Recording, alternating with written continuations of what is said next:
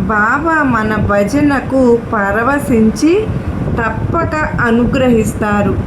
భజన అంటే బాబాకు చాలా ఇష్టం.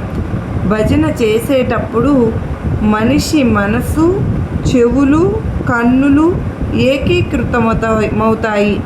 మనస్ఫూర్తిగా భజన చేసేవారి మనసుల్లోనూ పరిసరాల్లోనూ విరుద్ధ భావాలకు చోటు ఉండదు. అన్ని రకాల చెడు భావనలు మన మనస్సు నుండి పారిపోతాయి. వాతావరణం అంతా దైవీ భావనతో ఉత్తేజితమవుతుంది. అందుకే బాబా తాను భజన చేస్తూ అందరి చేత చేయించేవారు.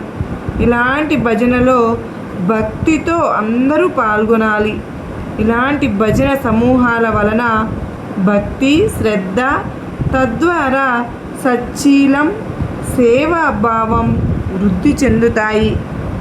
అందుకే ఈ కలియుగంలో జీవకోటికి రక్షణనిచ్చేది సాయినాథుని భజన ఒక్కటే. సర్వవేళలా కూడా బాబా వారి భజన మన ఇళ్లలో ఒక్కొక్కరి ఇళ్లలో ఒక్కొక్కసారిగా చేసుకుందామా? మరి సర్వేజన సుఖినో భవంతు.